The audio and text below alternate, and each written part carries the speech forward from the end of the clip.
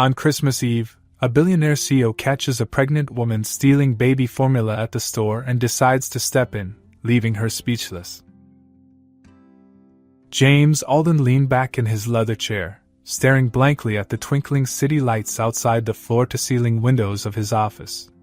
The skyline was breathtaking, skyscrapers adorned with festive lights and wreaths, their reflections shimmering on the freshly fallen snow. But James barely noticed.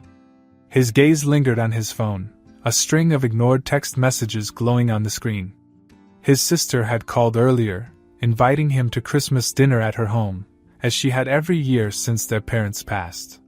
He had declined, as he always did, citing work. The truth was simpler. James didn't know how to fit himself into a family that no longer felt like his. It was easier to stay in the office, drowning in contracts and projections, than to endure awkward small talk over turkey and pie. The problem wasn't that James disliked Christmas. He had fond childhood memories of the holiday.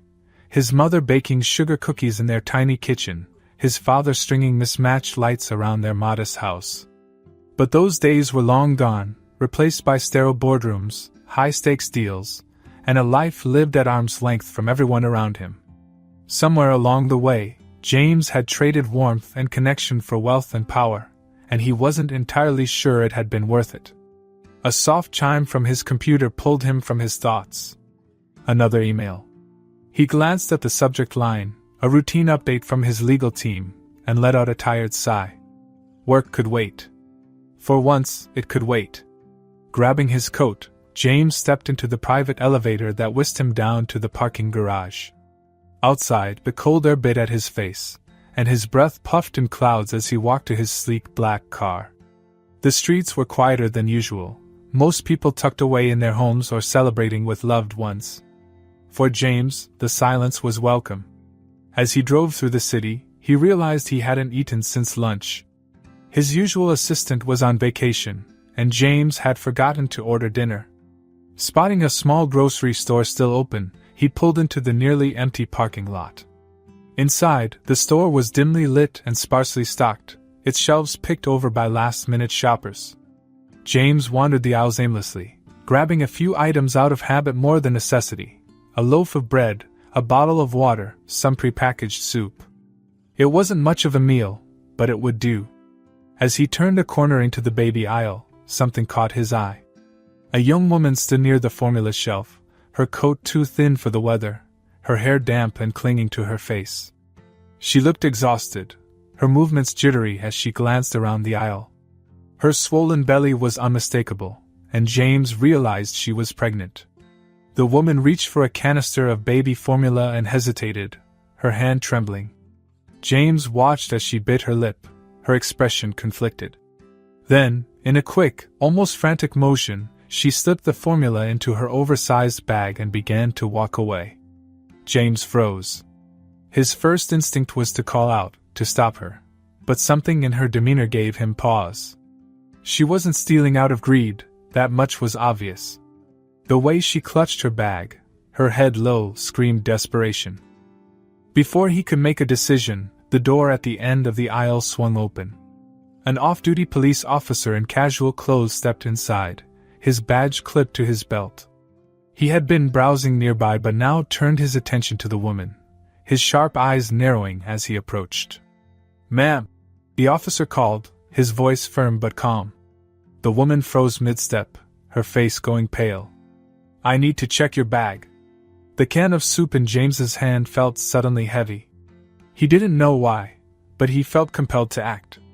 Something about the situation struck a chord deep within him, a memory he couldn't quite place. Before he realized it, he was walking toward them. "Is there a problem here?" James asked, his tone neutral but carrying the authority of someone used to getting answers. The officer turned to him, eyebrows raised. "This woman may have taken something without paying," he said, gesturing toward her bag. James's eyes met the woman's for a brief moment. Her cheeks were flushed with shame, her lips pressed tightly together, as if she were holding back tears. Without hesitation, James reached into his pocket and pulled out his wallet. "Whatever it is, I'll cover it," he said, handing the officer a crisp bill. There's no need for any trouble. The officer hesitated, looking between James and the woman. Sir, that's generous of you, but it's Christmas Eve. James interrupted, his voice softening. Let's not make it harder than it needs to be. The officer studied him for a moment, then sighed and nodded. All right, he said, stepping back. But you might want to make sure she's not taking advantage of your kindness. The officer walked away, and James turned to the woman. She was staring at him, wide-eyed, clutching her bag like it was a lifeline. Thank you, she whispered, her voice barely audible. I didn't mean to, you don't have to explain, James said, holding up a hand. But if you'll let me, I'd like to pay for whatever else you need. The woman blinked, tears welling in her eyes. I don't understand. Why would you do that? James wasn't sure how to answer. He simply shrugged. Because I can. For the first time in years, the words felt genuine. Clara stood in the baby aisle, staring at the shelves of formula, her heart pounding. The fluorescent lights overhead buzzed faintly, casting a harsh glow on the neatly arranged canisters. Her fingers trembled as she reached for one, the price tag glaring at her like a cruel joke. $28.99. Nearly $30 for a single can. Her stomach twisted with shame. She had scrounged together every coin she could find, but it wasn't enough. Her wallet sat nearly empty in her bag, holding little more than a few crumpled bills and loose change. Even if she stretched every cent, it wouldn't cover the cost of the formula her baby would need when he arrived in just a few weeks. Clara exhaled shakily, her breath clouding in the cold air that seeped through the store's drafty entrance. She tightened her coat around her swollen belly and scanned the aisle, her eyes darting to the corners where she thought security cameras might be. She hadn't seen anyone following her. Maybe, just maybe, she could do this. But the weight of her decision lingered like a stone in her chest. Clara wasn't a thief. She'd never stolen anything in her life, not even as a kid. Yet here she was, considering it. Her hand hovered over the formula, her thoughts a frantic loop of guilt and desperation. It wasn't for her, she told herself. It was for the baby. For her son, who deserved a chance to have what he needed, even if the world seemed hell-bent on making it impossible for her to provide. Her mind raced with memories of the past year, the day her partner, Aaron, had walked out without so much as a goodbye, leaving her with nothing but a pile of unpaid bills and a voicemail that said he wasn't ready to be a father.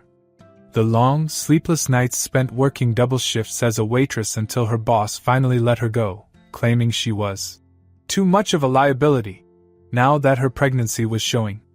Clara had tried everything, assistance programs, food banks, even swallowing her pride to ask her estranged parents for help. But there was only so much charity to go around, and she had run out of options.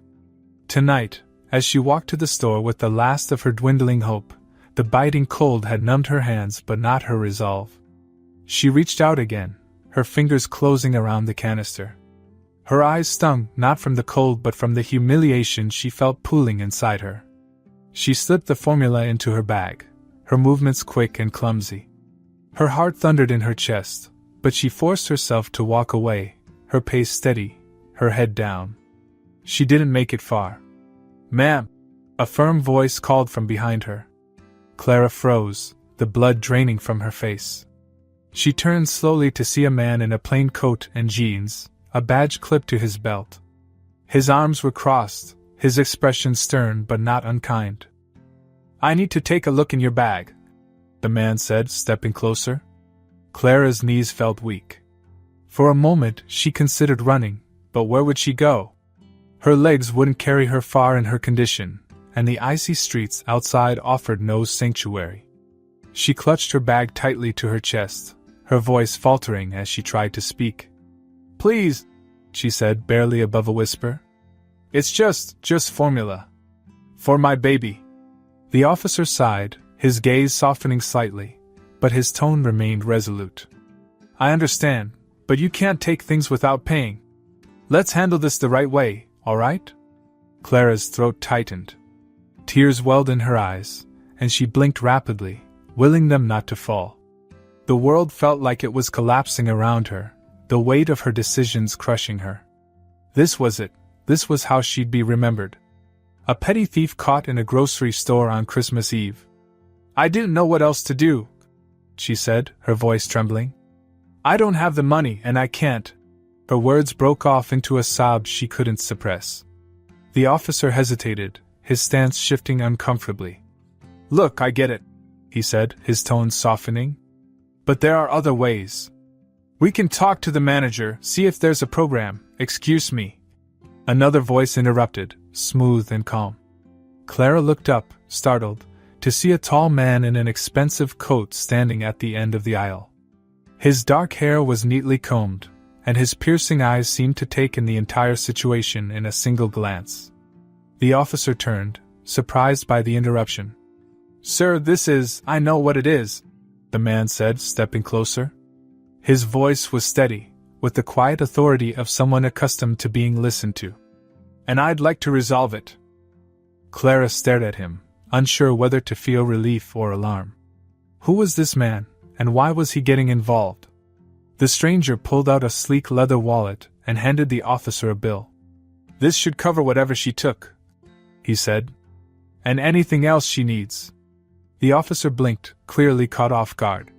"Sir, that's generous, but it's Christmas Eve," the man said simply, cutting him off. "Let's not complicate things." The officer looked between Clara and the man, then sighed and nodded. "All right," he said reluctantly. "If you're sure." "I am." The man's tone left no room for argument. As the officer walked away, Clara found herself staring at the stranger, her emotions a chaotic mix of gratitude, embarrassment, and suspicion. Why would someone like him, a man who looked like he belonged on the cover of a business magazine, step in to help her? "Thank you," she said finally, her voice barely audible. The man gave her a small nod. "You're welcome," he said. His tone was polite but detached, as though he didn't expect anything in return. Clara hesitated, then asked the question that had been nagging at her. "Why did you do that?" He tilted his head slightly, as if considering the answer. "Because I could," he said simply. For a moment, neither of them spoke. Then he gestured toward her bag. "You should go," he said. "Take what you need." Clara nodded, clutching the bag tightly. She turned to leave, her steps slow and unsure. But as she walked away, she couldn't shake the feeling that her life had just intersected with his for a reason she didn't yet understand. James stood quietly as the officer walked away, leaving him alone with the pregnant woman. She clutched her bag tightly, her shoulders hunched as if bracing for another wave of judgment. Her wide eyes darted between him and the exit, a mix of confusion and wariness clouding her expression. Clara's voice was barely a whisper. "I don't understand. Why would you do this?" James shifted uncomfortably. He wasn't used to explaining himself, and certainly not to strangers in a dimly lit grocery store on Christmas Eve. Yet something about her, the desperation in her voice, the vulnerability in her stance, stirred something he hadn't felt in years. "You needed help," he said simply.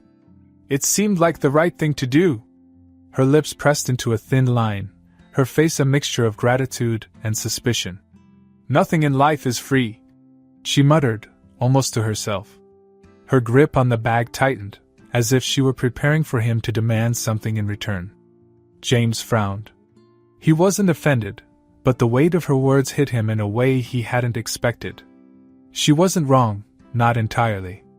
In his world of corporate deals and cutthroat negotiations, nothing ever came without a cost. But this wasn't business.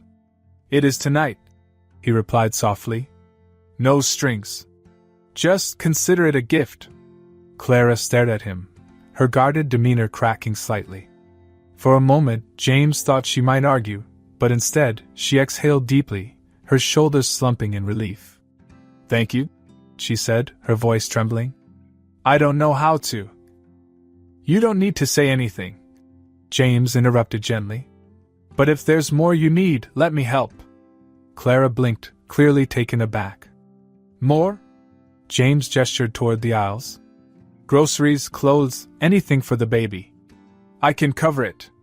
The hesitation in her eyes was almost painful to watch.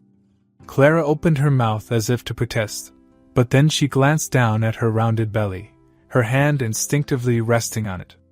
Her pride warred with her need, and James could see the internal struggle playing out in her expression.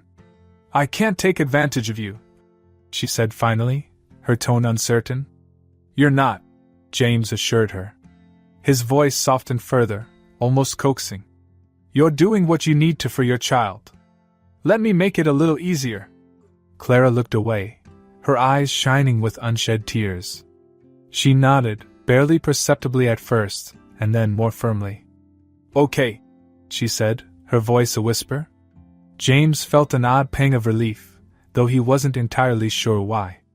He gestured for her to follow him, and together they walked toward the front of the store. The fluorescent lights buzzed faintly above them, and the air was filled with the faint scent of pine from a nearby display of holiday wreaths. Clara hesitated near the baby aisle, her eyes scanning the shelves. She reached for a pack of diapers, her movements tentative, as though she expected someone to scold her for taking too much. James noticed and stepped closer. Don't overthink it, he said, his tone light. Take what you need. She glanced at him, then back at the shelves, and grabbed a few more items, wipes, baby bottles, a soft yellow blanket. Her hands trembled slightly as she placed them in her cart. Thank you, she said again, her voice steadier now. I don't know how to repay you. You don't have to, James replied. The words felt strange coming out of his mouth. He wasn't used to giving without expecting something in return, but tonight it felt right. They moved through the store in silence, Clara occasionally adding items to the cart, always with a glance toward James as if seeking his approval. He simply nodded each time, offering a faint smile when her expression grew particularly uncertain. At the checkout counter, James handed over his credit card without hesitation. The total flashed on the screen, higher than he'd expected, but he didn't flinch. Money had never been the issue. What surprised him was the warmth he felt as the cashier bagged the items, the faint smile tugging at the corners of his lips as Clara murmured another heartfelt thank you. As they stepped out into the cold night air, Clara paused, her breath visible in the frosty air. She turned to him, her expression unreadable. Why are you really doing this? She asked. James met her gaze, his hands tucked into the pockets of his coat. He could see the doubt lingering in her eyes, the years of hardship that had taught her to distrust kindness. He couldn't blame her. I'm not sure, he admitted honestly. Maybe because it's Christmas. Maybe because I've been so wrapped up in my own world that I forgot what it's like to actually see people. Clara studied him for a moment, then nodded slowly. Well, whatever the reason, thank you. This means more than you know. James felt an unfamiliar tightness in his chest. He wasn't used to gratitude that felt so genuine, so unfiltered. It was humbling in a way he hadn't anticipated. Do you need a ride? He asked, glancing at the nearly empty parking lot. He noticed her hesitation, the way her hand tightened on the cart. I walked, she said, avoiding his gaze. It's not far. It's freezing, James said, his voice firm but not unkind. Let me drive you. Clara hesitated again, her mistrust flickering briefly, but she seemed to weigh the cold against her pride. Finally, she nodded. All right, she said quietly. Thank you. James led her to his car, the sleek black vehicle standing out sharply against the worn-down lot. Clara hesitated again, staring at the luxury vehicle, then climbed into the passenger seat. James sat behind the wheel, the gentle hum of the car's heater filling the silence as they pulled out of the grocery store parking lot. Clara sat beside him, quiet and tense, her hands folded tightly over her lap. The warmth of the car seemed to relax her shoulders slightly, but the weariness in her eyes was still evident. Thank you again, she said softly, breaking the silence. Her voice was fragile, as though she feared saying more would somehow shatter the fragile calm between them. You've already said that, James replied, glancing at her. His tone was lighter than usual, almost teasing, but not enough to erase the formality he was accustomed to. You don't need to keep thanking me. Clara gave a faint smile, but it didn't reach her eyes. I don't usually get this kind of help. James didn't respond immediately, keeping his focus on the road. Snow fell lightly, illuminated by the headlights, creating a serene but somber scene outside. He had questions he wasn't sure he had the right to ask, but curiosity got the better of him. How did it get this bad? He asked gently, his voice careful, as if probing a wound. Clara looked down at her hands, her fingers playing with the frayed edge of her coat sleeve. It wasn't always this bad, she said after a pause. But things have been hard. She hesitated, then began to speak more steadily, as though letting the words spill out would ease their weight. I used to work at a diner, not glamorous, but it paid the bills. I could manage on my own. Then I got pregnant, and things started to unravel. My boss said he couldn't keep me on, said I'd be a liability once I was too far along. I tried to find something else, but no one wants to hire a pregnant woman who might leave for maternity. My savings dried up fast. Her voice wavered, but she pressed on. Aaron, my boyfriend, was supposed to stick around. He promised we'd figure it out together, but when things got tough, he left. He said he wasn't ready for a family. James noticed how she avoided meeting his gaze, as if saying the words aloud might make her shame more visible. I've tried, she continued, her tone brittle with frustration. I've called every assistance line I can find, applied for every program, but it's not enough. And the medical bills, the prenatal appointments, the ultrasounds, it all adds up. I've sold what I could, but I can't sell hope, and that's the only thing I have left. The weight of her story filled the car, leaving James momentarily speechless. He hadn't expected this level of raw honesty, and he certainly hadn't been prepared for the pang it sent through him. Her words struck a chord he hadn't felt in years, stirring memories he'd buried beneath layers of work and wealth. My mother raised me on her own too, James said, surprising himself. The confession was unplanned, but it felt necessary. My father left when I was a kid. Said he wasn't ready to be a dad either. Clara glanced at him, her expression softening slightly. She must have been strong. She was, James said, his voice quieter now. We didn't have much, but she made it work. She worked long hours as a seamstress, always putting me first. I didn't appreciate it as a kid, I just wanted to fit in, have the things other kids had. I never realized how much she gave up for me until I was older. Clara nodded, understanding etched into her features. It's hard to explain that kind of sacrifice to someone who hasn't lived it. James hesitated, gripping the steering wheel a little tighter. I guess I forgot about it, he admitted. After she passed, I threw myself into work. I told myself it was to honor her, to make something of the life she worked so hard to give me. But somewhere along the way, I think I lost sight of why I was working so hard in the first place. Clara was silent for a moment, then said, Maybe you didn't lose sight of it. Maybe you just got distracted. James chuckled softly, though there was little humor in it. That's one way to put it. They fell into silence again, but it wasn't uncomfortable. James found himself reflecting on his mother, the image of her hunched over her sewing machine late into the night, her fingers callous but steady as she worked.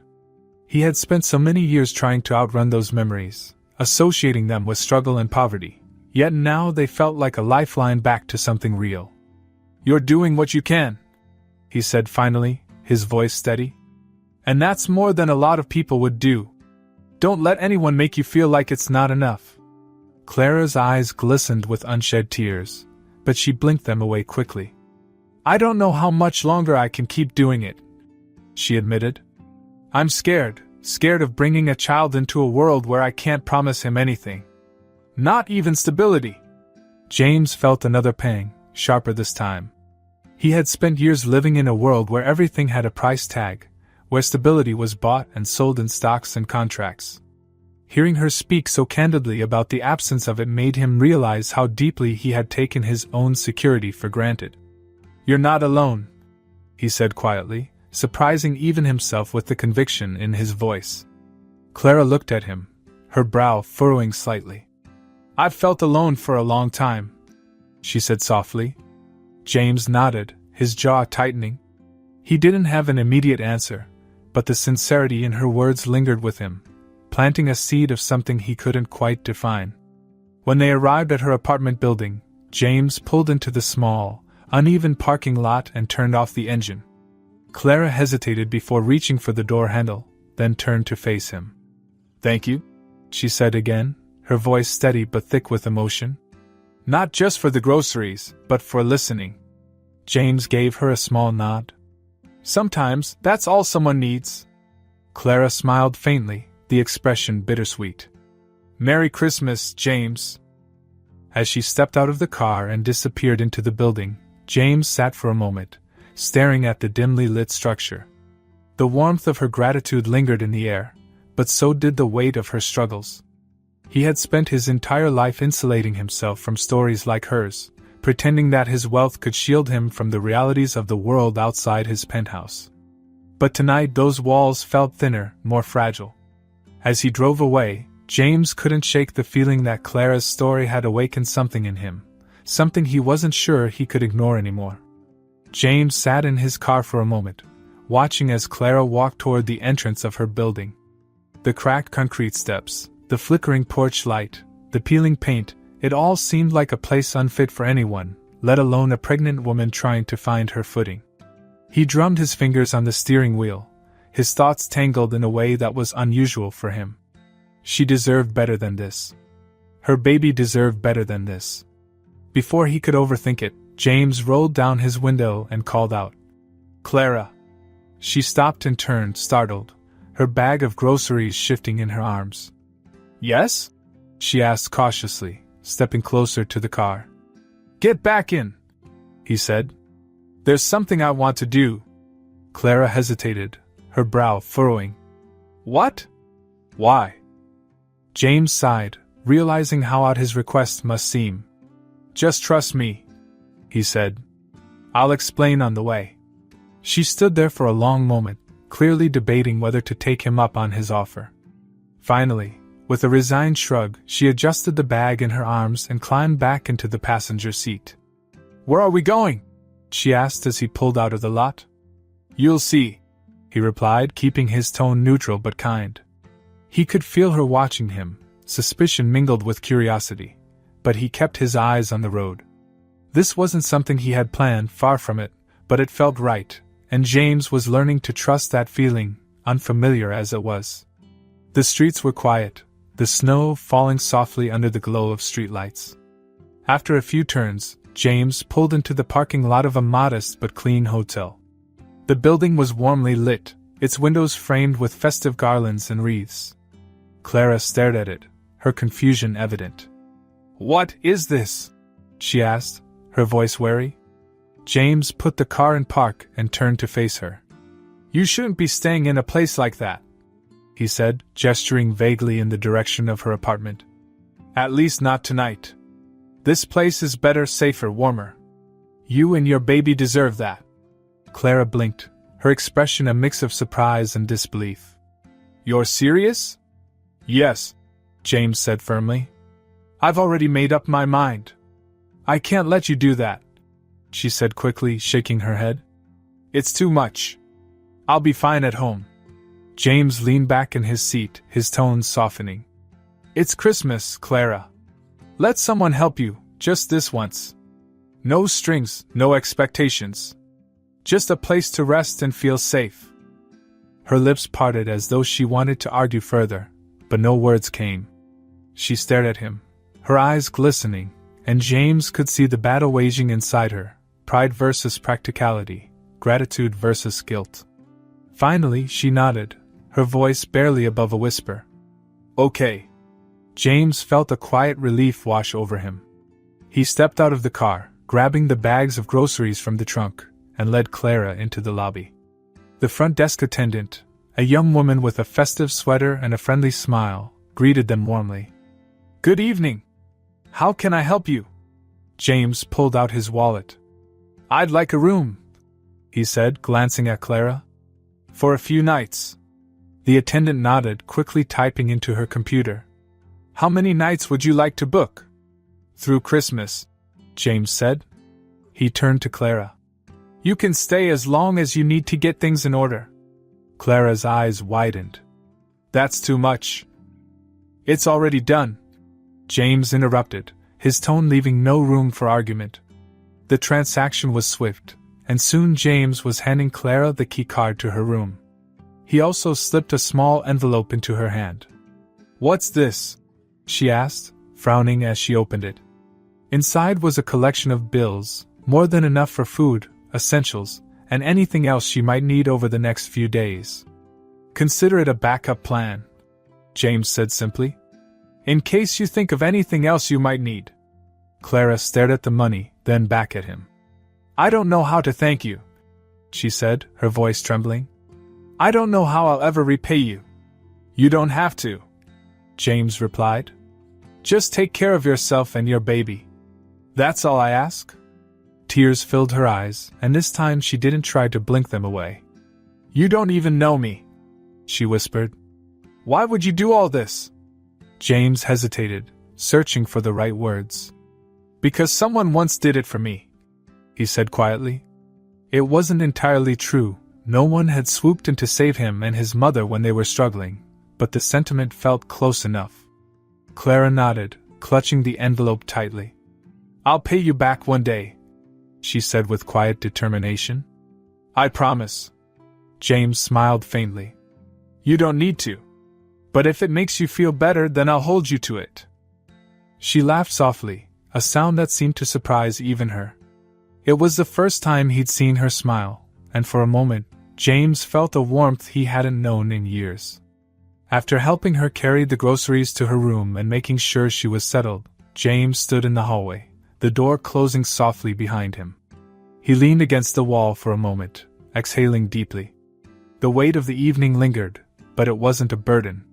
It was something else, something lighter, freer. As he made his way back to the car, James couldn't stop the small smile that crept across his face. For the first time in years, he felt like he had done something meaningful, something real. It wasn't about contracts or profits or accolades. It was about simply being there for someone who needed it. And for the first time, that felt like enough. The drive back to his mansion was quiet, the kind of silence that felt heavier than the snow gently falling outside. James gripped the steering wheel tightly, his thoughts circling back to Clara. He couldn't get the image of her out of his mind, her guarded demeanor, her reluctant gratitude, the quiet determination in her voice when she said she would pay him back. When he finally pulled into his driveway, the house loomed large and imposing, its cold elegance somehow more pronounced tonight. The towering windows reflected the soft glow of the Christmas lights wrapped around the perfectly trimmed hedges, but the sight brought no comfort. It never had, really. James stepped inside, the warmth of the house enveloping him, but the stillness within felt suffocating. He dropped his keys on the marble counter and poured himself a drink, though he barely touched it. Instead, he wandered through the vast, tastefully decorated rooms, his footsteps echoing against the polished floors. Everything about the house screamed success, high-end furnishings, priceless art, state-of-the-art technology, but tonight, it felt hollow. James sat down on the edge of the leather couch in the living room, staring at the crackling fire and the hearth. His mind replayed Clara's story, the desperation in her voice as she spoke about losing her job, her partner leaving, the mounting medical bills. Her resilience, her refusal to give up, reminded him of someone he hadn't thought about in a long time. His mother. The thought was sudden and sharp, cutting through the haze of his emotions. James leaned forward, his elbows on his knees, and let the memories flood in. He could still see her, sitting at the rickety kitchen table in their tiny apartment, the faint hum of the sewing machine in the background. Her hands, worn and calloused from years of hard work, would cradle his face as she told him everything would be okay, even when it wasn't. She had been his anchor, his protector, his everything. And yet he had spent so much of his adult life trying to outrun the version of himself that had grown up in that small, suffocating apartment. He had vowed to be different, to never struggle the way she had, but in doing so, he had lost sight of the lessons she had taught him, the value of kindness, the strength of sacrifice, and the importance of connection. James set down the untouched drink and stood abruptly. He needed air. He grabbed his coat and stepped outside, the cold biting at his face as he walked toward his car.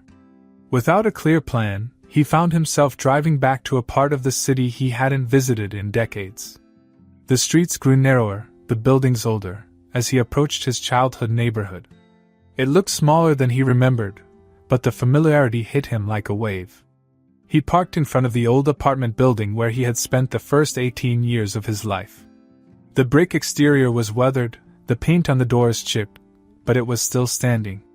James stepped out of the car, his breath clouding in the frosty air as he approached the building. His hand brushed against the cold metal of the railing leading up the stairs. For a moment, he hesitated, unsure of what he hoped to find here. But then he climbed the steps, each one feeling heavier than the last, until he stood in front of the door that had once been his. The door was different now, a new number plate affixed to it, but the memories came rushing back. He could still picture the inside, the worn carpet, the faded wallpaper, the smell of his mother's cooking that somehow made everything feel a little better, no matter how bad things were. James turned away, his chest tight, and walked back down the steps. He stood in the middle of the sidewalk, his hands shoved into his coat pockets, and looked around at the neighborhood. The same corner store where his mother used to buy groceries on credit. The playground where he had spent hours escaping from reality. The bus stop where she had waited, rain or shine, to go to her third job. The weight of it all settled on him, and for the first time in years, James let himself feel the full extent of it. The sacrifices she had made, the love she had poured into him despite everything, they had built the foundation for the life he had now. And what had he done with it? Accumulated wealth, expanded his empire, and locked himself away in a mansion that felt more like a museum than a home. James ran a hand through his hair, the cold biting at his fingers. He had spent years chasing success, believing that wealth would solve everything, but Clara's story, and his mother's memory, had shattered that illusion. What good was his fortune if it didn't make a real difference? What was the point of his power if it didn't extend beyond the boardroom? Climbing back into his car, James sat in silence for a long moment. He thought of Clara again, her tired eyes, the way she had clung to her dignity despite everything. He thought of his mother, working tirelessly to give him a better life.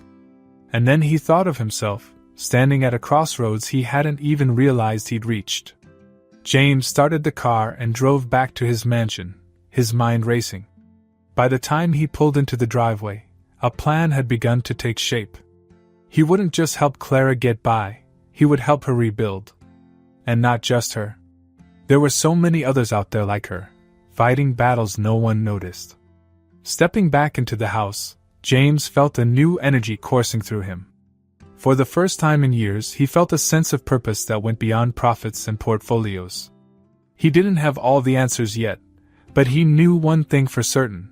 His mother hadn't worked herself to the bone so he could sit in a gilded cage, disconnected from the world. It was time to honor her sacrifices by doing more, by being more. As the fire crackled softly in the living room, James sat down with a notepad and pen, sketching out the first rough ideas of what he could do.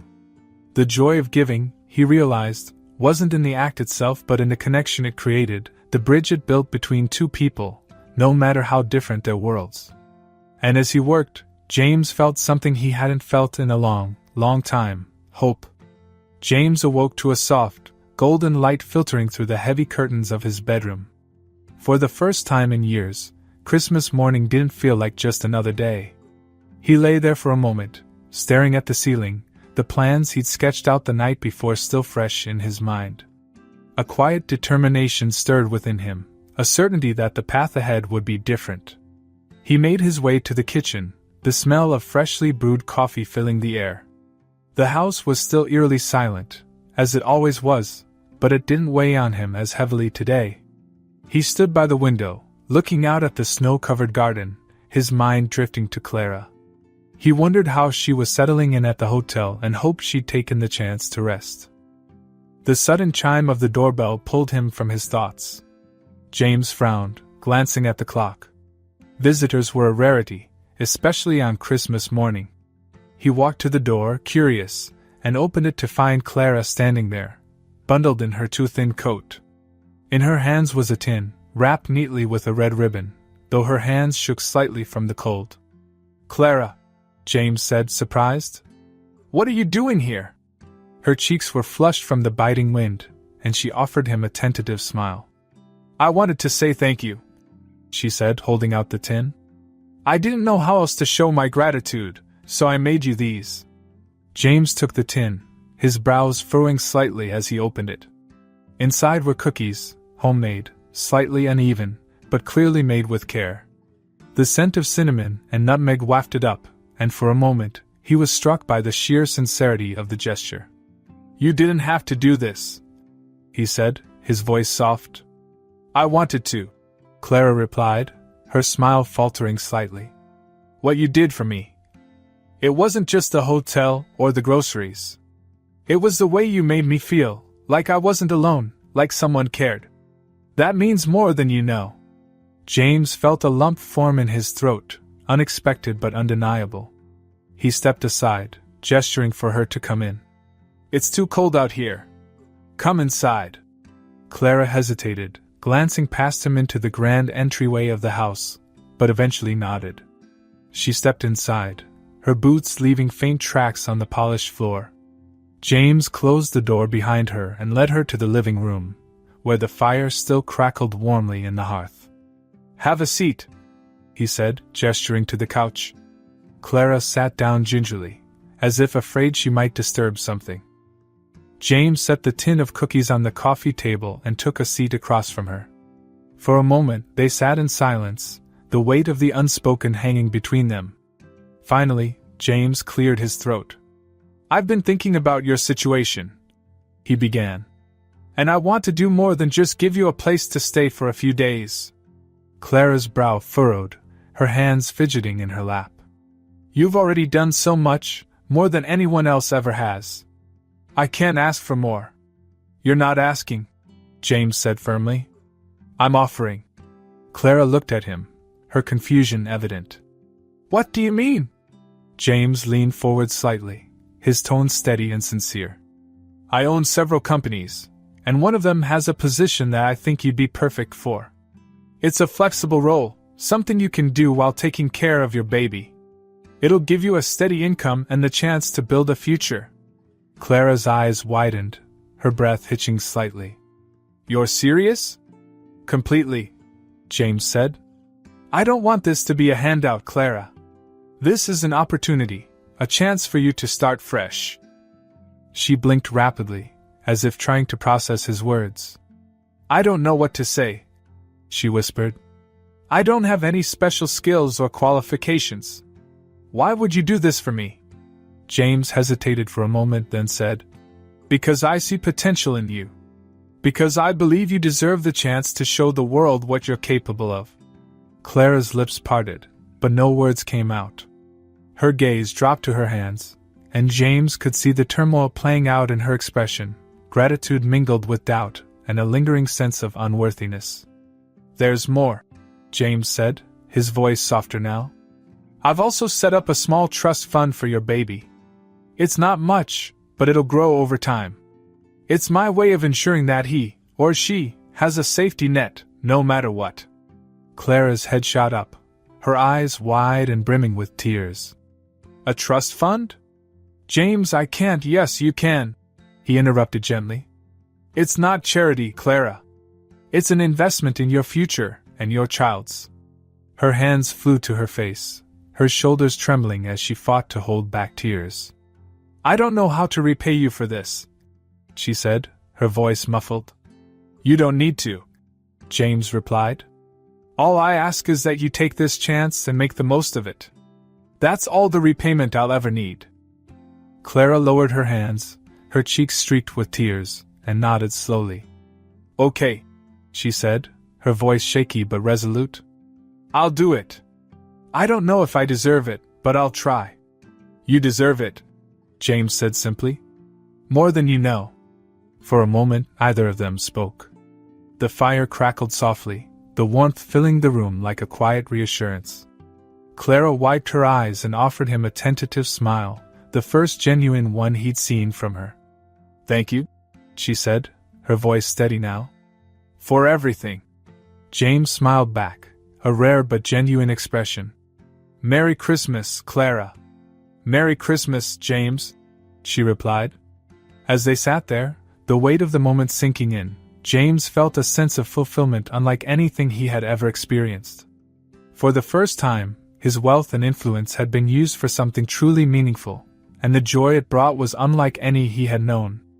It was, he realized, the best Christmas he'd ever had. James stood in the kitchen, apron tied loosely around his waist, staring at the recipe on his tablet as if it held the key to the universe. Cooking wasn't exactly his forte, but tonight felt like an occasion worth the effort. He had called his usual chef and given them the night off, deciding that this Christmas dinner would be different, not catered, not extravagant, but simple and genuine. Clara sat at the kitchen island, sipping a cup of hot cocoa James had made earlier. She watched him with an amused smile as he fumbled with a roasting pan. The once tense air between them had softened, replaced by an easy camaraderie. "You know," she said, her tone teasing, "you don't have to do all this. I'm perfectly fine with takeout." James shot her a mock glare. "And missed the chance to ruin Christmas dinner myself?" "Not a chance." Clara laughed, the sound warm and unguarded. It was the first time James had seen her truly relax, and it filled him with a quiet satisfaction. He returned his attention to the roast, determined to make the meal passable at the very least. By the time they sat down at the dining table, the meal wasn't perfect, slightly overcooked vegetables and a roast that could have used another 10 minutes in the oven, but it was enough. The table was set simply, adorned with a few candles and a small centerpiece James had unearthed from a storage closet. Clara looked around, her eyes shining. "This is beautiful," she said softly. "It's just dinner," James replied, though he couldn't hide the small smile tugging at his lips. "It's more than that," Clara said, her gaze meeting his. "I haven't had a Christmas like this in years." James didn't know what to say to that, so he simply nodded and gestured for her to dig in. As they ate, the conversation flowed naturally. Clara shared stories of her childhood, her dreams for the future, and her hopes for her baby. James found himself opening up more than he had in years, sharing stories about his mother, his early days in business, and even the mistakes he had made along the way. For the first time, the house didn't feel empty. The laughter, the clink of silverware, the warmth of human connection, it filled the space in a way James hadn't realized he needed. By the time the plates were cleared, and they sat with cups of tea in hand, James felt a sense of contentment he hadn't known in years. In the weeks that followed, Clara started her new job at one of James's companies. It wasn't a high-ranking position, but it was stable, flexible, and enough to help her get back on her feet. With her newfound stability, Clara began to thrive, and James saw a determination in her that reminded him of his mother. James, too, found himself changing. Inspired by Clara's story, he began reevaluating how his businesses operated. He implemented new policies to support employees facing personal hardships, paid family leave, childcare assistance, and emergency funds for those in need. For the first time, his work felt connected to something greater than profits, and it gave him a renewed sense of purpose. As Clara settled into her new role, she and James remained in touch. She would occasionally stop by his office to share updates on her pregnancy, and James would listen with genuine interest, offering advice when she asked for it. Their friendship grew, built on mutual respect and a shared understanding of what it meant to overcome adversity. Months later, on a bright spring morning, James's phone buzzed with a message from Clara. "He's here. 7 pounds 4 ounces. Both of us are doing great." James stared at the screen, a rare smile spreading across his face. Without hesitation, he grabbed his coat and headed to the hospital. When he arrived, Clara was sitting in a small hospital room, cradling a tiny bundle in her arms. Her face was tired but radiant, her eyes full of a joy that was almost tangible. "Come meet him," she said, her voice soft but brimming with pride. James stepped closer, his movements uncharacteristically tentative. Clara gently lifted the blanket, revealing the baby's face, rosy cheeks, tiny fingers, and a peaceful expression that made James's chest tighten. "Jamie," Clara said, glancing up at him. "I named him after you." James's breath caught. "Clara, you didn't have to." "I wanted to," she interrupted, her voice firm but kind. "You gave us a chance when no one else would. It's my way of honoring that." For a moment, James couldn't speak. He reached out, his fingers brushing against the baby's tiny hand, which instinctively curled around his finger. The simple, innocent gesture brought an unfamiliar sting to his eyes. "Thank you," he said finally, his voice rough with emotion. Clara smiled. "No, James. Thank you." Over the next few months, James became a steady presence in Clara and Jamie's lives. He wasn't overbearing, but he made it clear that they could rely on him for anything they needed. He found himself looking forward to their visits, the laughter and life they brought into his once quiet home. Clara continued to build a new life for herself, and James took quiet pride in watching her succeed. Jamie grew quickly, his laughter and milestones a constant reminder of the joy that could come from unexpected connections. For James, the transformation was profound. He had spent so many years chasing wealth and power, believing they were the ultimate measures of success. But Clara and Jamie had shown him something different, that true fulfillment came from the connections he made and the lives he touched. One evening, as James sat in his living room with Jamie dozing on his chest and Clara reading on the couch, he realized just how much his life had changed. The house no longer felt like a museum, it felt like a home. And for the first time in years, James felt truly at peace. As the fire crackled softly and the warmth of the moment enveloped him, James thought back to that Christmas Eve in the grocery store. What had started as a simple act of kindness had become something far greater, a new beginning for all of them. And James wouldn't have it any other way.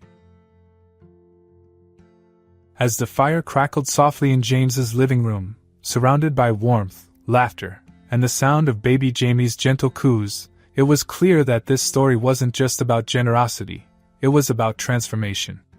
A single act of kindness had not only changed Clara's life but had reignited James's sense of purpose, showing him that true wealth lies in the connections we make and the impact we leave on others.